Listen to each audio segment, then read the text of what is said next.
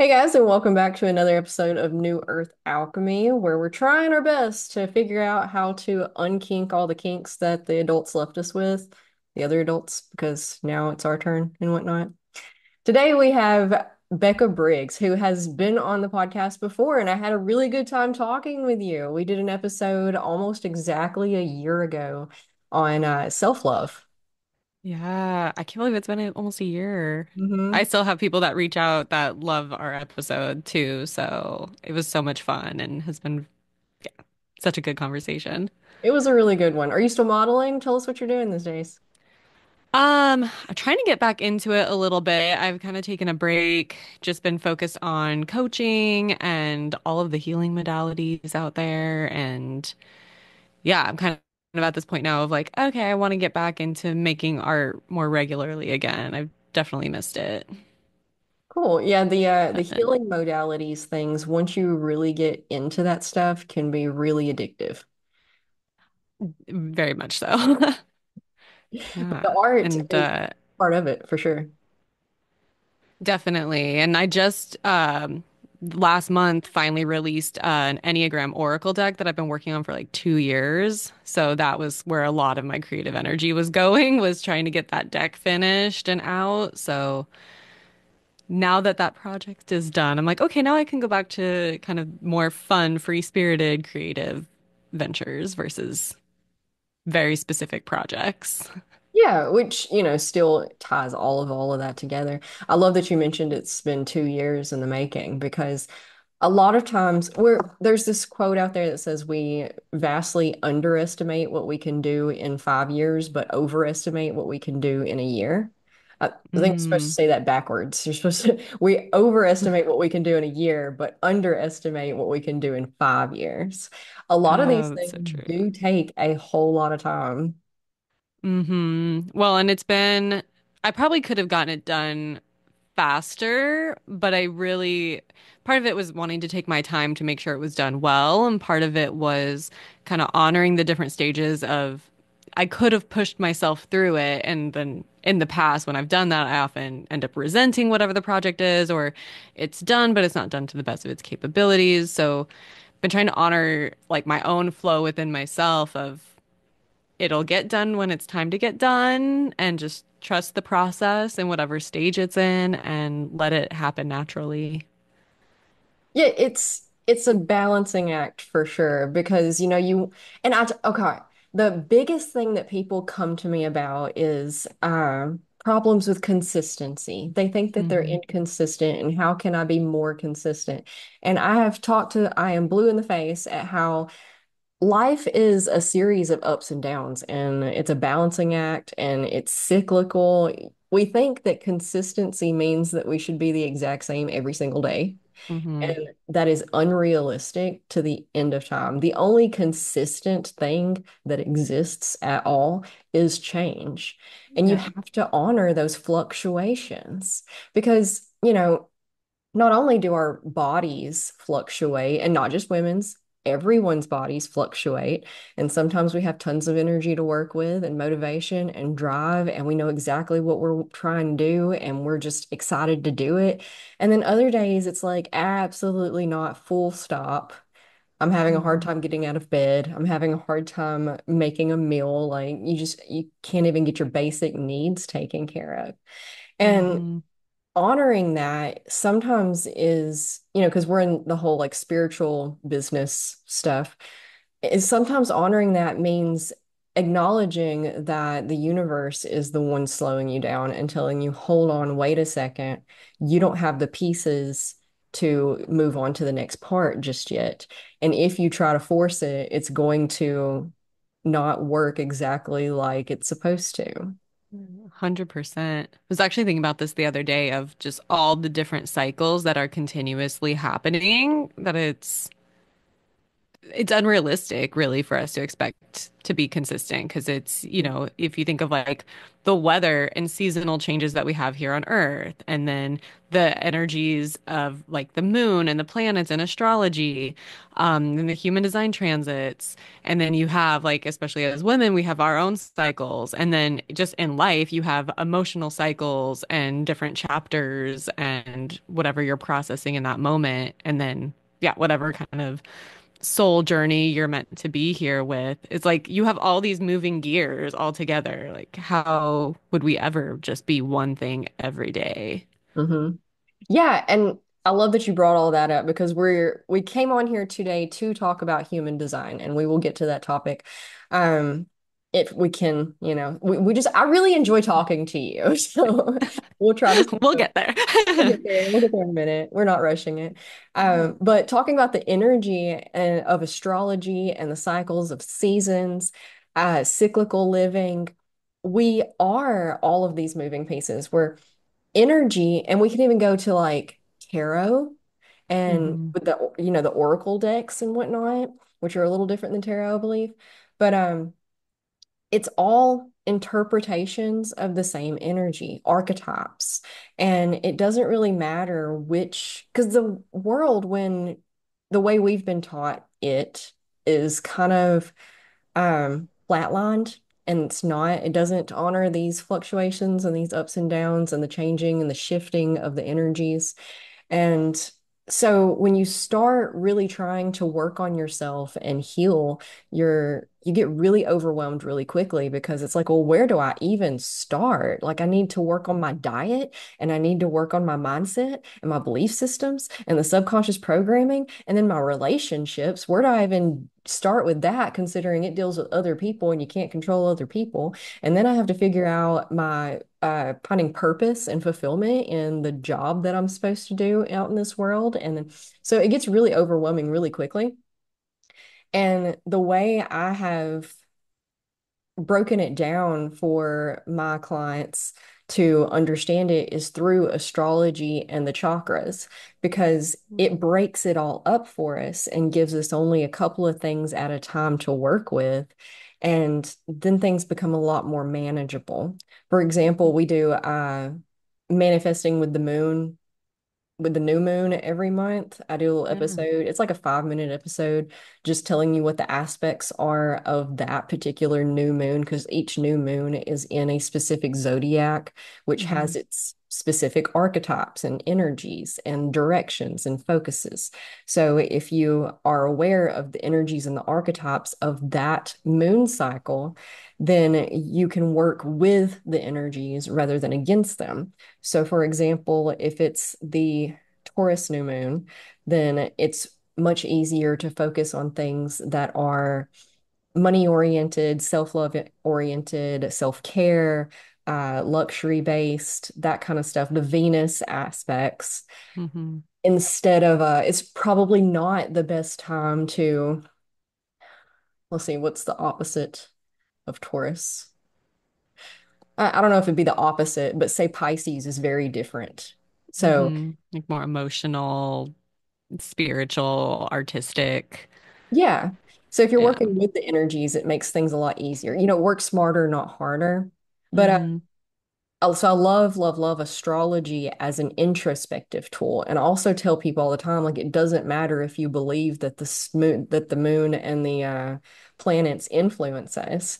What matters is that it's an introspective tool. If you look at those things and what's going on with it today or this month or whatever, whatever, it sparks insights within your head, within your mind of, oh, okay, well, I did notice that I've been struggling with this lately. And like I didn't really realize I was with it until you mentioned that that was a struggle that may be going on in the energy Hmm. aspects right now. And now that I'm aware of it, I can put more attention on being more patient in that area, Hmm. or creating more space, or putting more love there, or whatever, whatever, whatever. And Okay, so I say all of that to bring us back around to human design because it's another really good introspective tool that helps you figure out your strengths and capabilities and things where you may not be as strong in. And I have no idea anything about it other than I do have my chart ready so we can reference it. Ah, I know that it has yay. stuff to do with astrology and there's some chakra stuff in there, so that's always Mhm. great. And so tell us, go. Yeah. Love it. So yeah, and this is one of the things that I discovered human design.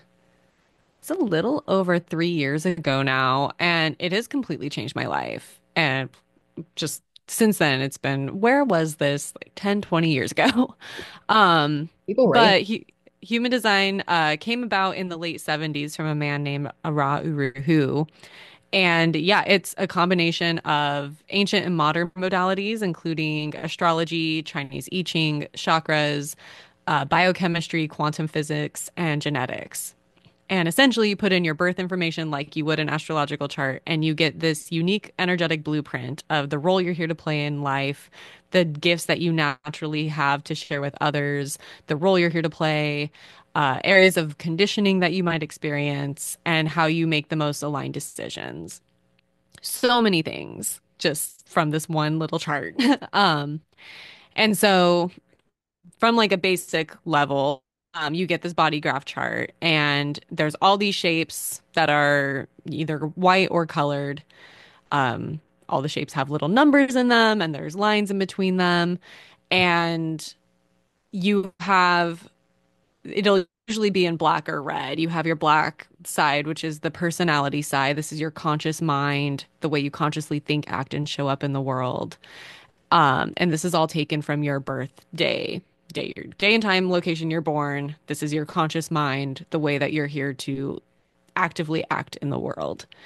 Everything that is, it's usually red. Some sites make them different colors, but typically it's red. Everything on the left side is your design side. This is your unconscious side, which is determined 88 days before your birthday when they say the soul enters your body and crystallizes in. So these are the unconscious patterns that you might have, things that other people see in you. It's kind of this driving force within your life, but one that you don't have necessarily as active control over as you might your conscious personality side. Um, And so you'll see those red and black areas on your chart based on these planetary placements. And then anything that's white in your chart is what's called undefined. So anything colored in your chart is defined. Anything white in the chart is undefined. And anything that's undefined are these areas that you're here to just kind of play and amplify from others, but could be areas of conditioning from others because they don't show up consistently. Whereas these colored defined areas are the areas that you have natural gifts, consistent energy in, can naturally share with others. Okay, so the on mine, I was trying to see if I could share the image so that other people could see it as well if they're not interested, but I've never done that during a recording with someone else. I've done it Yeah.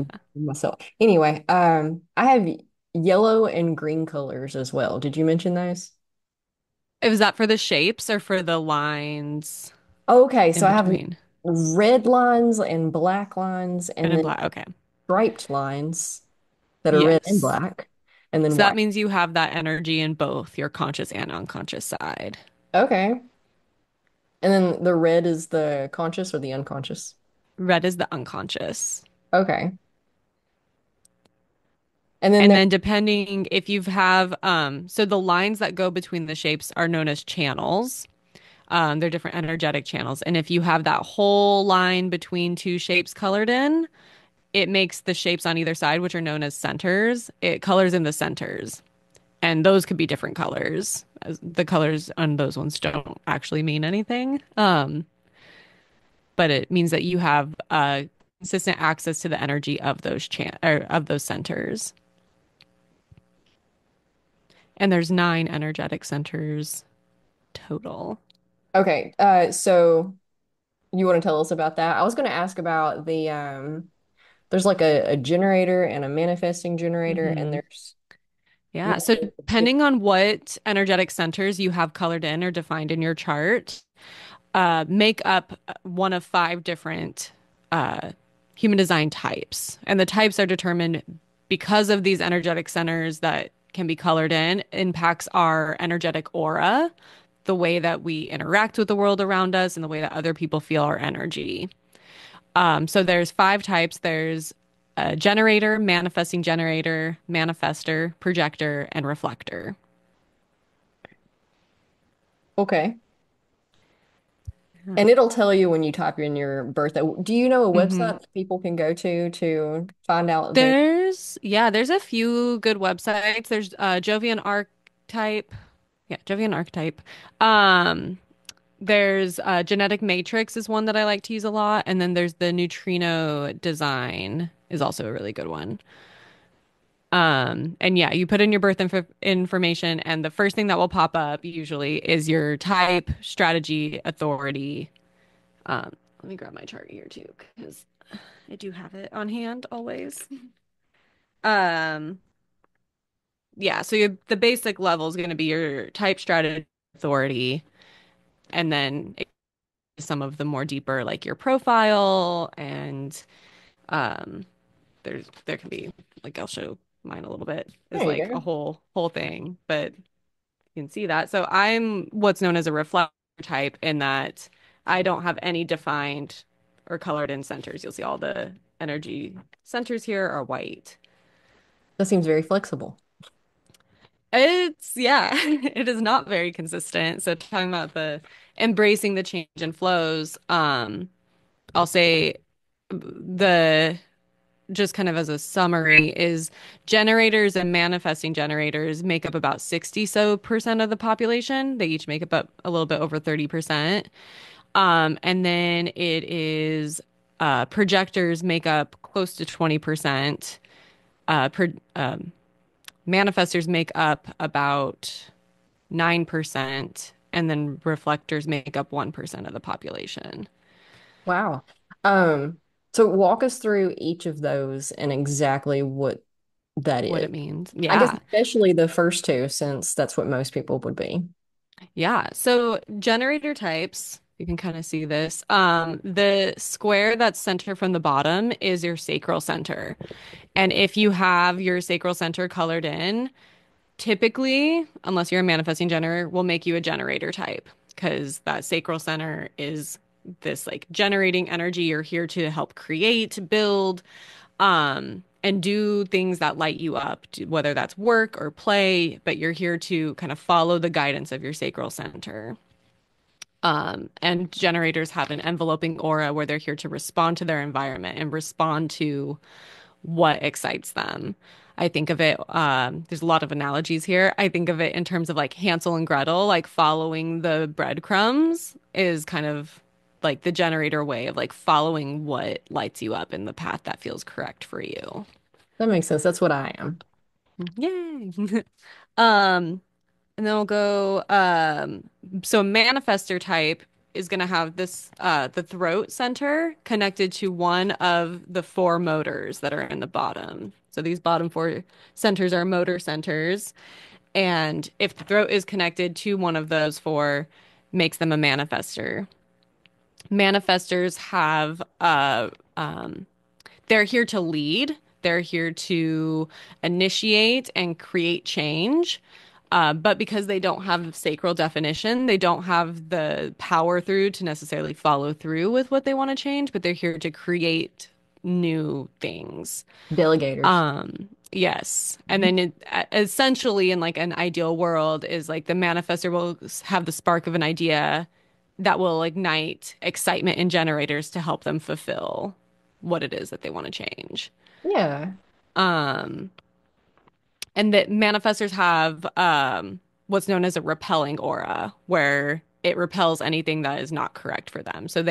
I've found that a lot of manifestors will get a lot of pushback from people because it's like, well, you're here to make change and not everyone's going to like that. But the people that are there for you are going to be there for you. And the people that aren't are going to leave. And that's totally fine.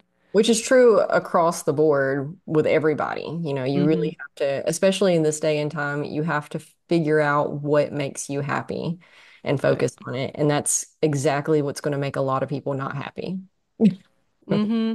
Yeah, but if you're living in your truth and integrity, that's what really matters. Hmm. So then if somebody has their sacral center defined like a generator, but then also has their throat connected to one of the four motor centers, that it makes up what's called a manifesting generator, as you have access to both being able to initiate and being able to respond and fulfill with that sacral energy. Usually with manifesting generators, it shows up different from a generator energy though, in that they naturally have this ability to start and stop different things all the time. So they may want to initiate this project and then step away from it and work on something else, or be very kind of scattered in the projects and interests that they have. But it is correct for them to kind of start and stop and switch when it feels correct based on what lights them up. Okay. Whereas generator energy is usually a little bit more like, I have these things that I love doing for however long, and I will work on those and complete those because they just continue to fuel me. And then projector types are pretty much any types that have other definition besides those ones. So they could have like the root center to the solar plexus center or the head and ajna. Something else is defined in their chart, but it's not one of those things.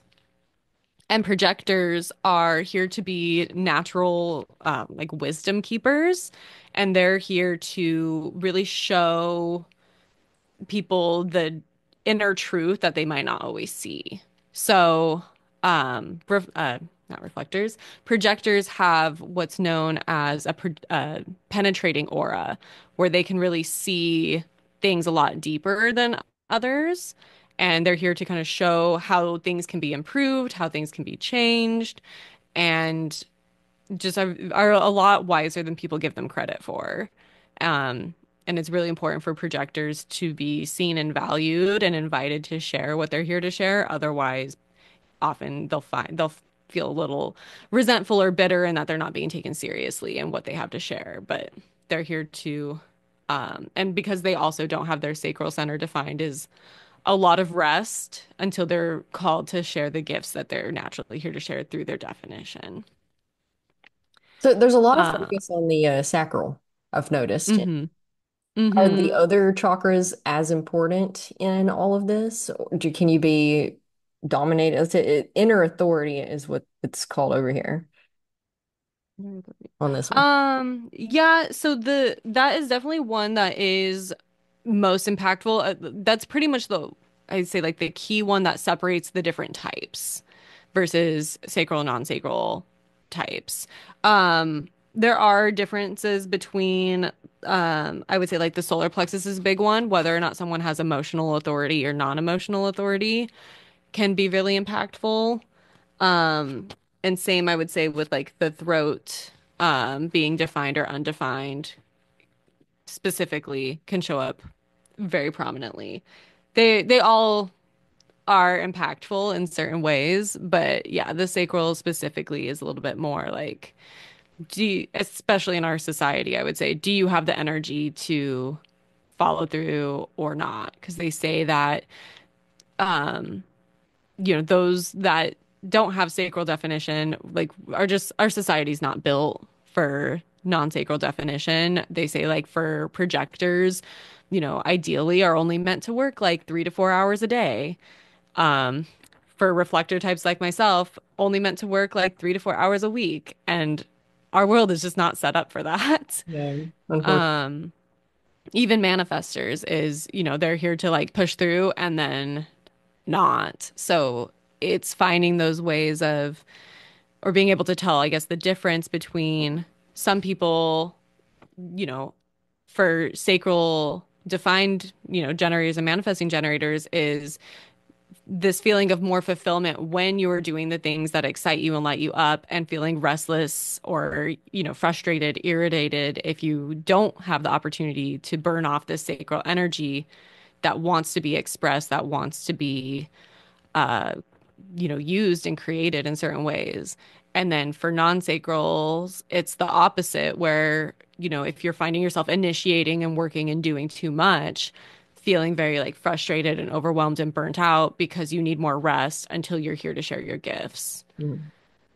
And so it's kind of finding ways to see that in other people and honor that in yourself and honor that in others of, well, I can't expect you to do things the same as me because our literal body graph is different. Our energy is working so differently.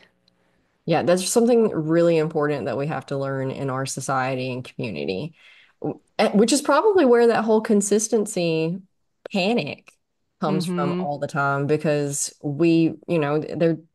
it's made for one type of person. Mm-hmm. You have to get up every single day, the 5-day work week is just obnoxious. Yeah, 40-hour work week is, which I've had to learn as a reflector is like we're here to just sample energy and reflect back to people the healthiness or unhealthiness of different spaces. And it's very, all the white in the chart. It's very inconsistent and it's very slow moving and gentle. And I've had to come to terms myself with like, yeah, 40 hours a week is not is not doable for my physical, mental, emotional health. Even like 20 hours a week, I found is pushing it and like trying to find ways to honor my own design in a society that's built to not do that. Yes. I like to study indigenous tribes and how, essentially how our ancestors did things and built communities and structured life versus how we've uh, evolved from that to get to where we are now.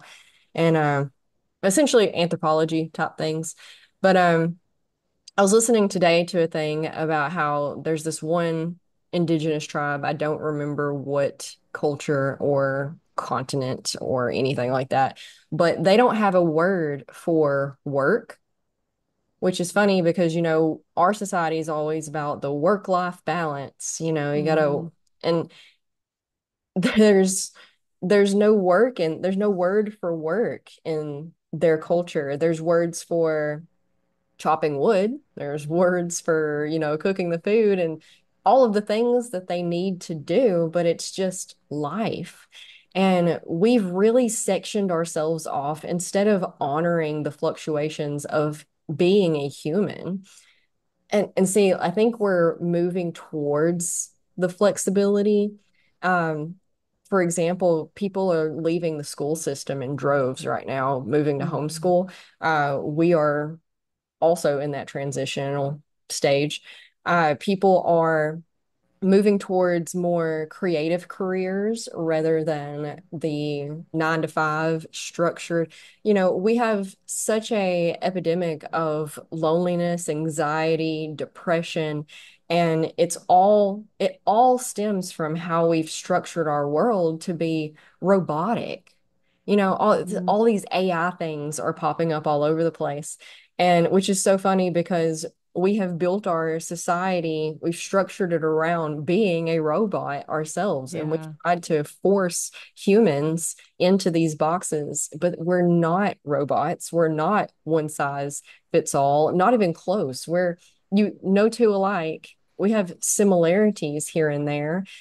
We all have the same needs, we all have the same desires, the same drives, more or less, but it's a vast spectrum of vibrance and so abstract that we couldn't possibly begin to grasp how different we all are. And I Hmm. think we're waking up to it and we're learning, we're understanding, the the internet has brought us all sorts of amazing information and knowledge and connection. And a lot of people hate on it because it's brought us a lot of problems as well. But that's just natural in our learning curve of integrating it into our society and culture as a positive influence rather than a negative influence. And Hmm. but we couldn't be aware of all of the corruption and problems and better ways of doing things without it, you know? Yeah, So I'm optimistic. absolutely. Yeah, and it's one of those, I mean, like you said, is it is going to take some time to kind of filter out to, filter out the negative, to use technology and AI in a positive way, but it is kind of exciting to think about if you could use like robots and technology to do those things so that we don't have to do them and we can go back to being human and living very, cyclical, creative, expressive human lives and not just this mundane, you know, I don't know. Yeah, It's some people like the mundane and the living in a vacuum. doing, yeah, but really I think the majority of people need things to be different. And if we could have that tool and resource so that we can come back to us and our truth and our gifts that we're naturally here to share, Mhm. people can find a sense of purpose that's deeper than work. Yes, purpose and fulfillment. That's something that we really, really have to focus on. And stuff like the human design helps us move towards that because you find your purpose and fulfillment by figuring out exactly who you are and what lights you up and what motivates you and drives you and what brings you joy and happiness and all of that, and integrating it into the community to be a part of the community offering your special gifts. Hmm. We another thing it was talking about is how we've sectioned ourselves off. You know, none of our ancestors grew up in a nuclear family. They were all surrounded by other children, other parents, loving adults all of the time. You just put them all the kids together and they just ran and played and stuff. So like for one, parenting is impossible now because it was never supposed to be a two-person job, uh, or even a three or four-person job. It literally takes a village. Wow, Hmm. what a concept. Um, but children aren't developing to have the all of their social and emotional needs met because they're not exposed to different children, different adults. You know, everybody's exhausted and overwhelmed and anxious and stressed out. So we're not getting the best of each other when we do interact with one another. And so that just leads to, you know, all of the societal problems that we see in our culture and whatnot. And for example, you know, we're changing that. For example, the school system thing. It's so there's nothing more important than play. You know, Hmm. we're mammals, and just like any mammal across the board, they learn through play. You know, you Hmm. look at some kittens and they're fighting each other and they're pouncing on one another. They're playing, and through their specifically designed play is how they learn how to be a full-grown cat that can function how a full-grown cat needs to. And we don't Hmm. really allow children to do that anymore, especially like in your stereotypical public school setting. They're made to sit at a desk all day and they don't really get to do much of anything. But anyway, um, introspective tools to figure. Yeah. And it's one of those like if the school system even like this would be amazing. If the school system like embraced human design and understood the differences between even just the differences between the five different types and how they interact and let alone even some of the, some of the centers of emotional centers. You get, if someone has their emotional solar plexus defined, they are very sure of their emotions and very expressive of their emotions. And if somebody doesn't have it defined, they're amplifying the emotions of those around them and often taking on, your traditional kind of empath is taking on those emotions that aren't theirs. Um, the throat center is all about communication. So people that have their throat center defined communicate in a very specific way. Those that don't have it defined can often change the way that they communicate with others depending on who they're communicating with. So, like, understanding the different styles of different people and how they're showing up and honoring that would do so much wonder for kids growing up that often feel like, even I think about the G Center Identity Center is all about knowing like what is for us and, you know, the sense of who I am and what is correct for me. And so those that have it defined have a very strong understanding of this is correct for me, this isn't correct for me, this is who I am. And those that have it undefined often feel like a chameleon of, I don't know who I am, or I'm always changing, or, I could be like this one day and this the other day. And I remember growing up feeling like there was something wrong with me because I didn't have this like strong sense of identity of like, who am I? It was like, what day is it? Like, I don't know. Like, and so being able to know that and just taking some of the pressures off of, you need to have this figured out. You need to do this way. You need to show up that way. You need to have all these answers and accepting that there can be flow and change and adaptability.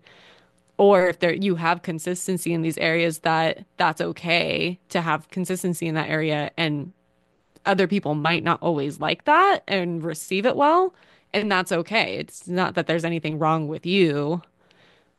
That's that these are probably not your people. Mhm.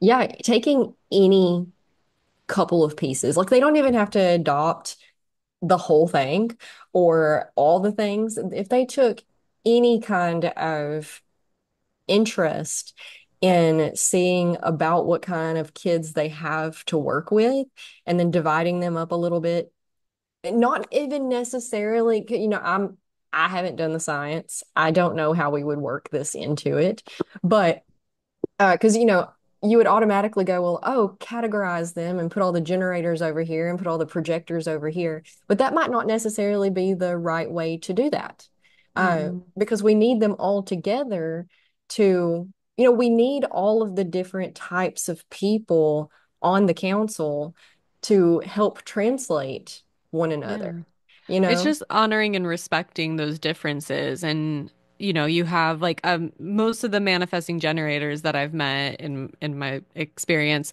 have often been diagnosed with like ADD or ADHD because they're always jumping around from thing to thing. And it's been like, yeah, but like, what if that was just acceptable?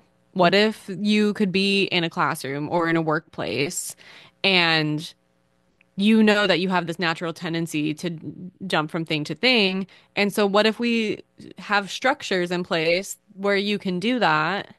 And this person that can sit there and focus on one thing is allowed to focus on one thing.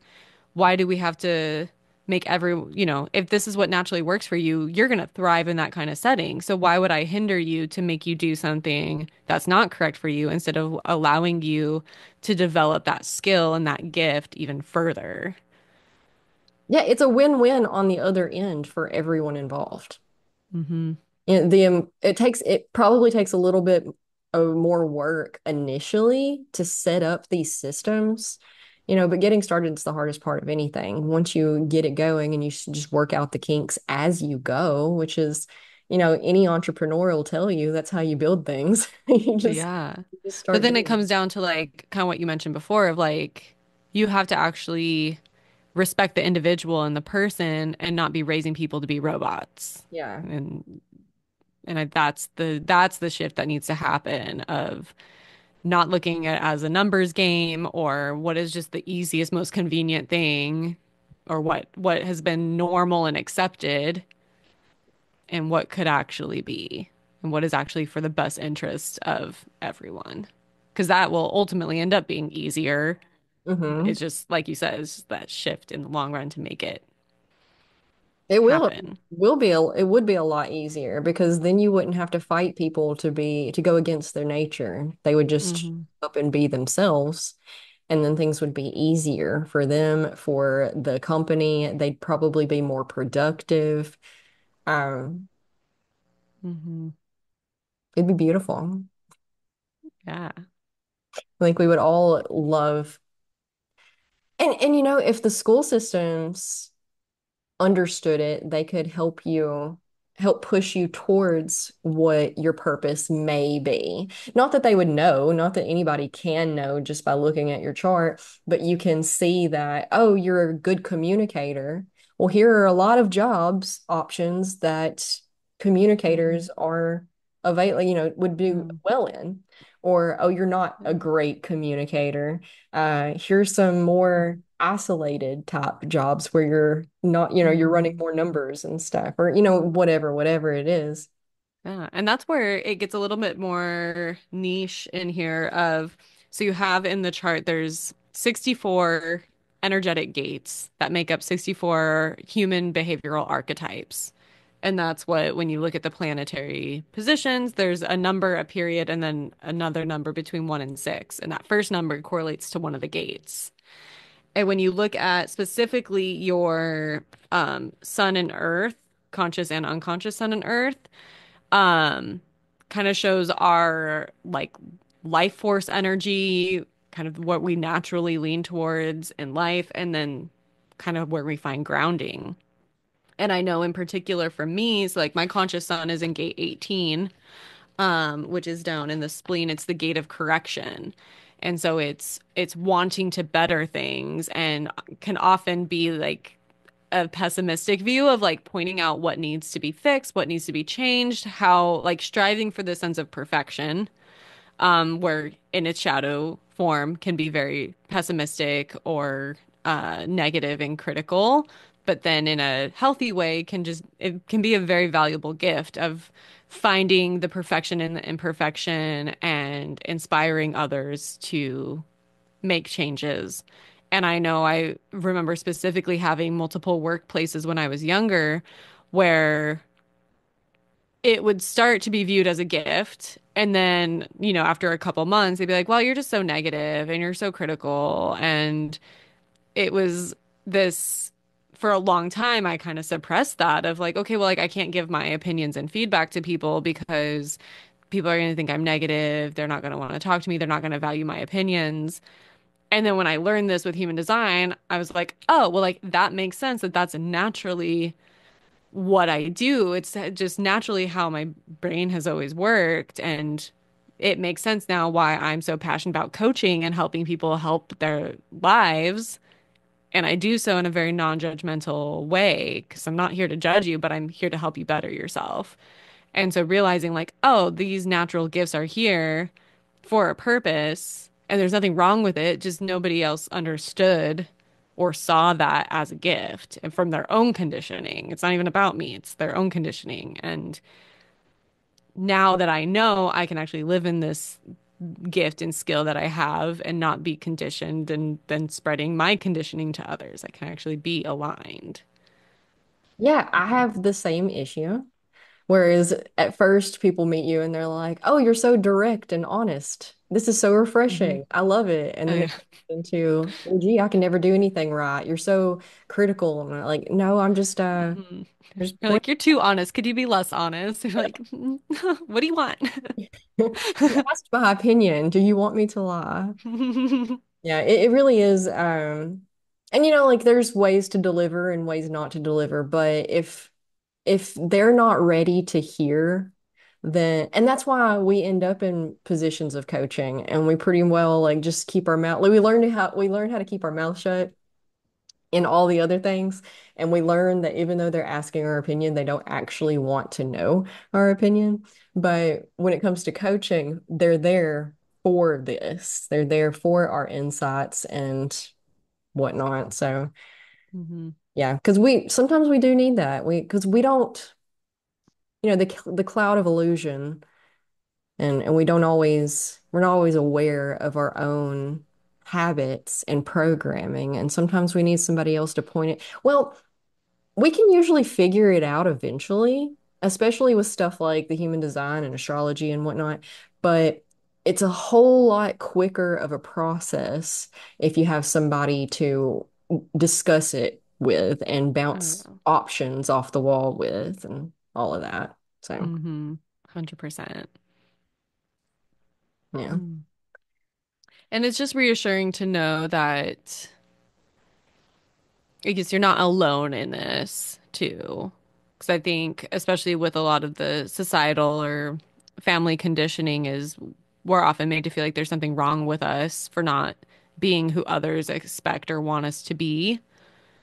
So I found it to be super validating to read and study human design and connect with other people. I've connected with other reflectors, I've connected with people who have similar profiles to me, things like that, where realizing, okay, I'm not crazy. Like this is a normal. This is my normal, and that's okay. It doesn't have to make sense always to other people. Because it is correct. And the thing with human design that it's not a belief system. I get a lot of people with astrology. Well, I don't believe in astrology and things like that. And like with human design, it's like you don't have to like believe in it. It's not a dogma.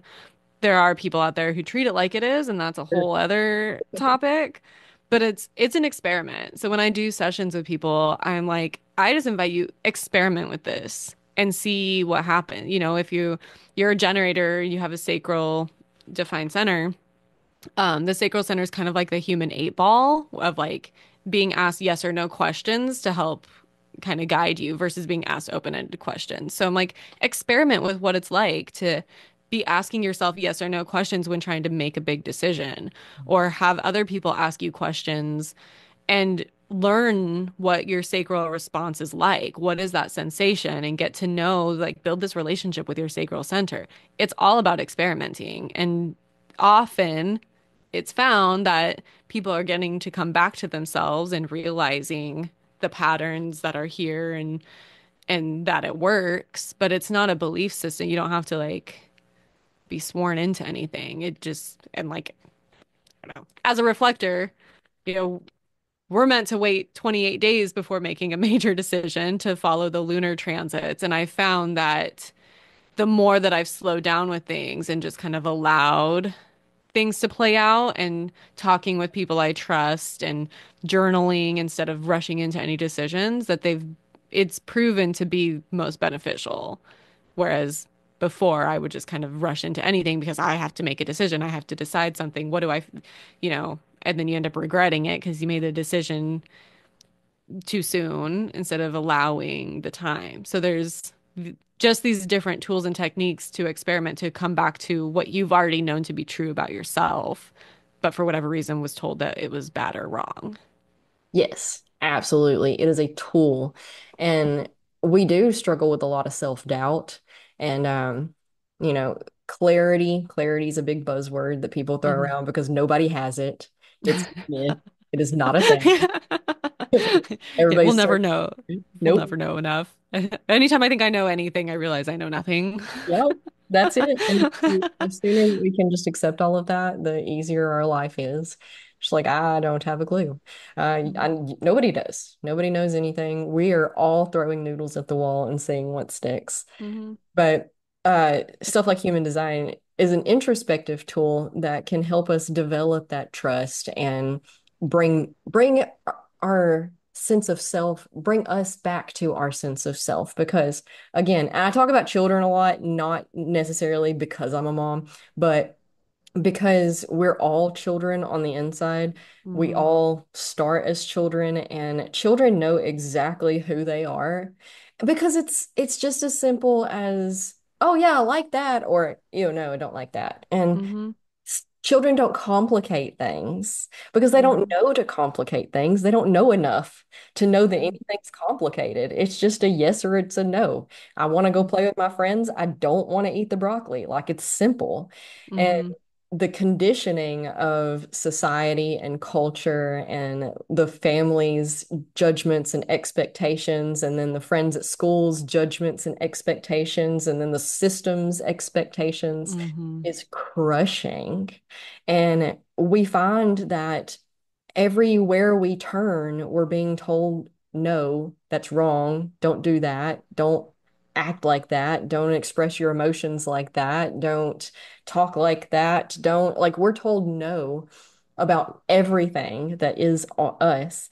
And like, I watch people over criticize children all the time where they're getting onto them for things that I'm like, they're just that like they're not doing anything wrong. Let them Hmm. talk to their friend. Let them run around with their friend. It's fine. But Yeah. because those constrictions were placed on us, we just turn around and hand them to the other children around us. And I'm not talking necessarily your own children, but your nieces, your nephews, your students, your anytime you interact with a child, period, at all, and all of us do, these conditionings are coming back.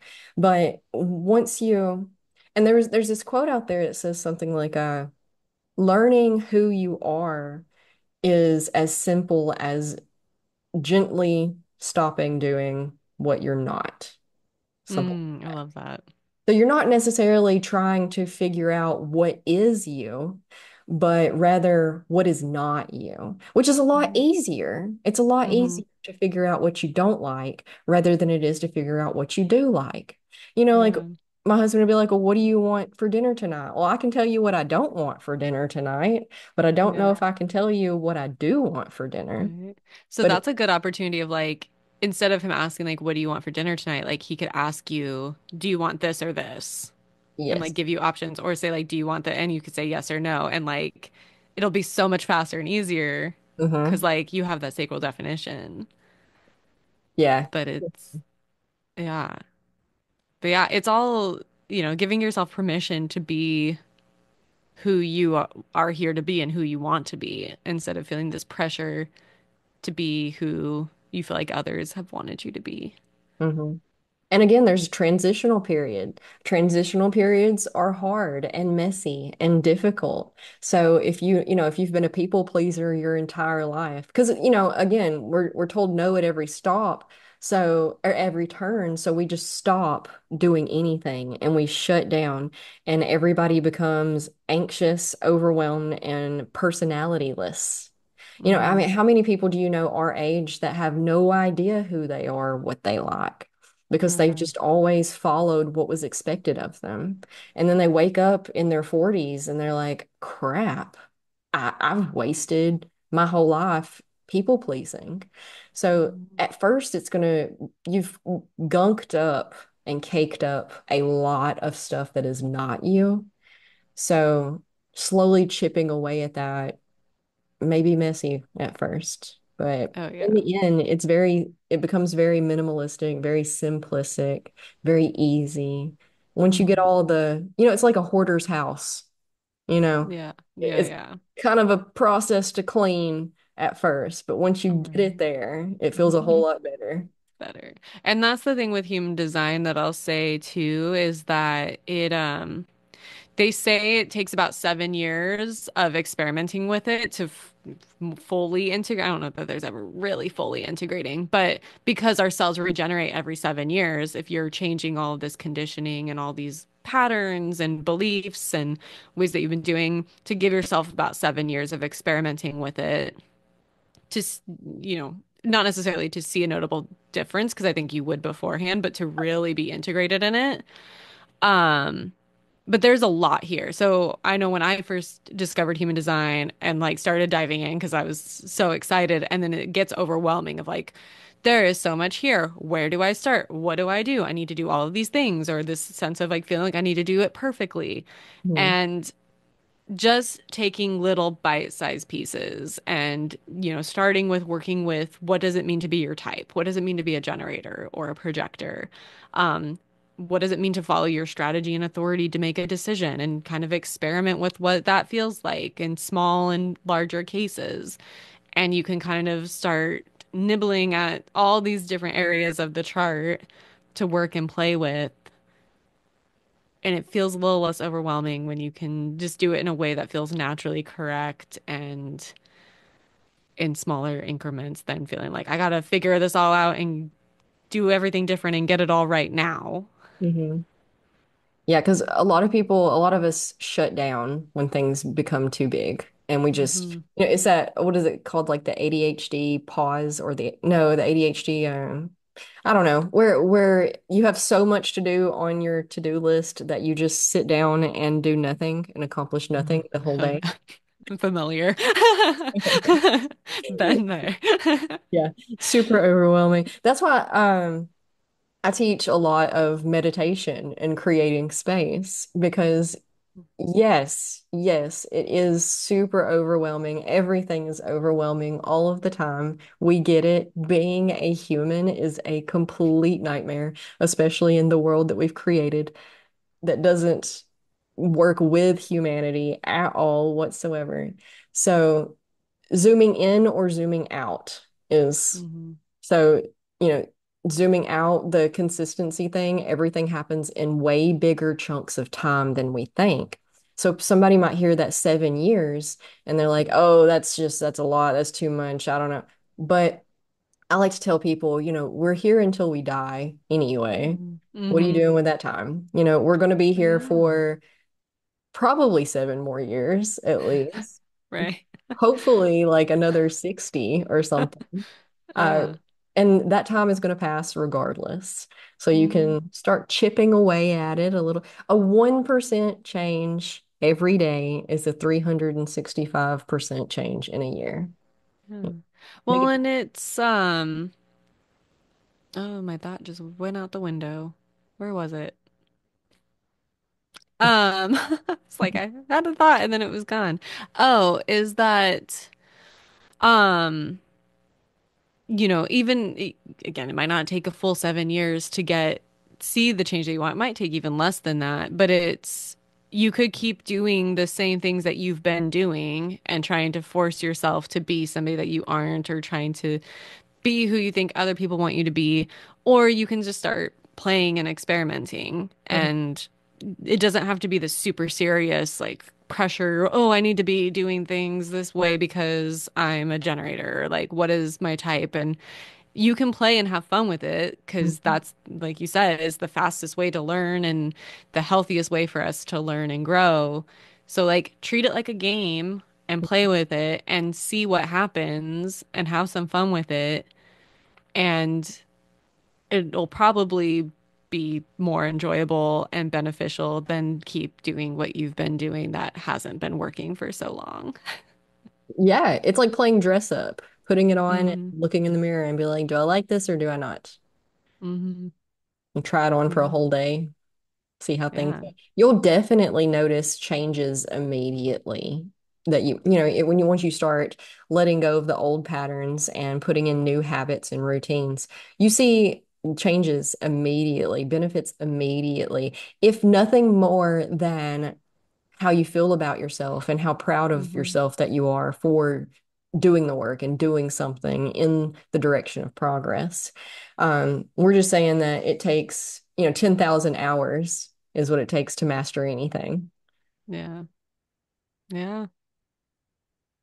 And yeah, just comes back to, like, giving yourself the permission to be who you want to be and Hmm. live the life that you want to live, and knowing that anything that's just been deemed normal and acceptable and how things have to be, it was just a decision that was made, and we can change that decision at any time. So, like, the 40-hour work week, the 5 days, and the way that the system is set up, like, we can choose at any time to do things differently and in a way that's more aligned for us. We just have to actually commit to making that decision. Yeah, and it starts with the single individual. People think that change is made by these grand gestures that involve tons of people, and that's not true at all. It's we undo the world and redo it into something better, the same way that we created the world that we have, and that's Hmm. one person making a decision at a time. Hmm. That's it. Yeah. Lead by example. Be the change. Cliche, Yeah. yada yada. Insert. But it's so true. It It's once is. we decide to actually do things different and say, you know what, like, I'm not going to do it the same way that I've done it before. Whether or not you inspire other people to make that change in themselves, or you just help them, give them permission to do so, or you say something that somebody else responds to and does something different, like, all of a sudden it just turns into, you have no idea how it's going to end up. And often it ends up better than you expect, but it all just starts with us all individually doing it and then coming together and making that shift. Is the compounding effect. Yeah. I was talking with a friend last night. This just reminded me of do you ever see the movie A Bug's Life? The Yeah. Disney Pixar movie? I love that movie. But yeah, watched it a couple years ago. And I forgot how deep it is of that concept of, this one little ant and they're like, what's one little ant gonna do? And it's like, well, no, if one does it and then they all decide to do it, that's where the change happens. That's where all the shifts, long-lasting sustainable shifts happen. But if everyone is thinking, well, I'm not gonna do anything, I can't do anything, my change or growth or shifts don't matter, but it really does, even if you don't realize it. Even just for you, you deserve it in your life. Mhm. But then what you do does impact others on a larger scale than you can imagine. Absolutely. They say something like for every one person that you know for a fact is paying attention to you, there's like five more that you have no idea is paying attention to you. Something like Yeah. that. But that movie, A Bug's Life, is the epitome of exactly what we're talking about in this whole episode, because the whole episode, him being very different and them Yeah. being like, would you please just act normal? He's like, no. And then he befriends a bunch of circus animals. They're all not normal either. And like, it's like Everybody. great. Maybe you're a spider born into an ant colony and you just don't realize because you don't have mirrors. Right? You can reframe everything. Yeah. Yeah, it's good. And then there's the whole like pretend it's a seed. And It's a I rock. remember there's like, oh, is that a circus thing? Oh, is that an ant thing? It was just like, yeah, you never know what you're gonna say is gonna impact others. And like you might like nobody might understand it, but it's about just showing up anyway and standing in your truth, even if it makes no sense. Yeah, you have to be comfortable being uncomfortable. Yeah. Embrace the change Yep. because it's Just all we got. own it. Do it anyway. Confidence is you can learn how to be confident. And it's kind of like, it's not putting on a show or fake it till you make it. I don't really like those Mhm. terms other than like, it's a good way to explain how to get started doing it. You just pretend. Like, I saw this meme once. It said something like, I've been pretend. First, I was confident as a joke, but now I'm starting to actually believe it. And that's exactly how I started. I would do things and say things obnoxiously and then like laugh about it. Like it was a joke. I was doing it Yeah. as a joke. And then it just eventually became like, oh, I think this is actually who I am. Look at that. Well, cool. Right. Right. Because I think you start with doing or saying things that feel, if I can joke about it or pretend about it, but it still feels like a little comfortable. Like you're not going to say anything outlandish, but you're like, oh, I'll do it in this way. Then you start to slowly find what you actually, like who you actually are, or what you actually believe, or what you want to share. And you're like, oh, like, what if I just do this? For example, we went kayaking a couple of months ago with a friend of ours who is very, very, very socially anxious. And we got to this one part of the river where everybody was, because it was a Saturday, so it was really busy. And there was a campground, and so we don't kayak remote areas because a lot of times we have our children with us, and it's just not as safe to be out there by yourself as it is. We like the very well populated rivers because then if you flip or something happens, there's always someone nearby who jumps in and helps. But anyway, so there was this one bend in the river, and there was probably 200 people there. There was a cliff on one side and a bank on the other side that just gradually like went into the river. And there was people jumping off of the cliff, and then there was people set up with tents and chairs, and like there was a horse. Somebody else was on a horse in the river. It was crazy. It was so cool. It was so much fun. And he was not, our friend who's anxious was not having a good time. He was very like trying not to have a panic attack. It's fine. It'll be over in a little bit. So as a joke, I was like, don't worry, they're all looking at me. So like that's how you joke about confidence, by putting others at ease and be like, don't worry, they're looking at Yeah. this fine, I don't know what. And so, you just do stuff like that and it starts as a joke, but then eventually you're like, oh, well, maybe I'm actually not too bad. Maybe it's fine. Yeah. Maybe I'm actually calming my own social anxiety by helping other people calm their social anxiety. 100%. And I think once we start to connect with those things that, like, connecting with ourselves and the things that make us us can help naturally bring that confidence too, of like, yeah, not having to pretend to be anybody else, but realizing that, I'm trying to think of how to word this, is like finding those things that light us up, that excite us, or being able to express ourselves and finding the sense of acceptance in it. And we're like, oh, I spoke my truth and I wasn't rejected, and kind of leaning into it more. And I know even in terms of like modeling, going back to that, is definitely when I started, it felt like a way to like prove I was confident. It was like, I'm going to prove that I'm confident and creative and attractive and it's great. And then ended up falling in love with it and falling in love with different styles that I didn't think I was before. And then it just became something that like, yeah, I feel really confident doing it because I love it and it's expressive, but I don't have anything to prove to anyone else. Mhm. It just is. What's funny, so on that note, I've noticed what's funny is that I used to be a, the only thing I would wear is like jeans and a hoodie. That's Mm-hmm. it. Jeans and a hoodie. I usually didn't put my hair up because my hair gave me something to hide behind. And then I had to learn how to be confident enough to wear the outfit, wear the heels, wear the lipstick, the glitter eyeshadow. And then once I started becoming comfortable wearing that, it was like I didn't feel comfortable going back to the hoodie and the jeans anymore. It's like I would never wear hoodie and jeans. And then there's another level I've gotten past on the other end to where I'm back to the hoodie and jeans because I've finally proven not to everybody else, but to myself that I Mm-hmm. can be whoever I decide that I'll feel like being today when I wake up. And if that's somebody completely different tomorrow, then I'll be that person. And if it's somebody the next day, then I'll be that person. It doesn't matter because, and like it's a process.